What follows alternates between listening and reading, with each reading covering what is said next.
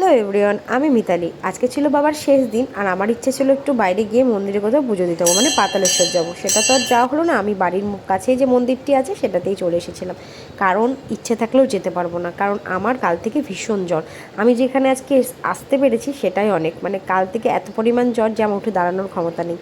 যাই হোক, তাও এসেছি, বাবার জন্যই এসেছি। আসতে আমাকে হবেই, আজ যে শেষ সোমবার ছিল, আর বাবাকে অনেক কিছু বলার ছিল, চাওয়ার ছিল। যাই হোক, এসেই প্রথমে ভালো মতন আমি বেলপাতা যা যা লাগে সব কিছু দিয়ে পুজো দিয়ে নিয়েছিলাম। তারপর একটু ঘিয়ের প্রদীপ জ্বালিয়ে বাবার কাছে আরতি করে নিলাম। তারপরে ধূপকাঠি জ্বালিয়ে মনস্কামনা চেয়ে নিলাম। যাই হোক, কে কোথায় আজকে পুজো দিতে গিয়েছিলে অবশ্যই জানিও। সবাই শিবগাড্ডি অনেক জায়গায় যাচ্ছে, কিন্তু আমার মনে হয় এই মাসটাতে বহুত ভিড় হয়, যেটা ভালো করে জল ঢালাই যায় না, এত ভিড়। যাই হোক, আমার মনে হয় পরে গিয়ে পুজো দিয়ে আসলে বেটার হবে। আমি এখানে ভীষণ শান্তি করে পুজো দিলাম। আর দেখো, আজকে আমি কিন্তু সাদা রঙের একটা সুন্দর শাড়ি পরে এসেছিলাম। কেমন লাগছে শাড়িটার, আমাকে কেমন লাগছে অবশ্যই জানিও। তারপরে এসে দেখছি মাম্মাম একটা দুর্ঘটনা ঘটিয়ে বসে আছে। ও পড়ে গিয়েছে, পাটা কেটে গেছে, মানে ছিলে গিয়েছে আর কি।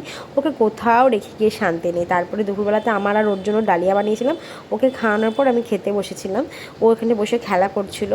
আর আমার ডালিয়া খেতে কিন্তু ভীষণ ভালো লাগে। আমি ডালিয়ার সাথে আজকে কোনো কিছু নিইনি, আমার ঘি দিয়ে এটাই মানে জাস্ট অমৃত। ভীষণ প্রিয় লাগে আমার এই খাবারটা। আমি মাঝের মধ্যে এটা করে খাই, মাম্মামকেও করে খাওয়াই।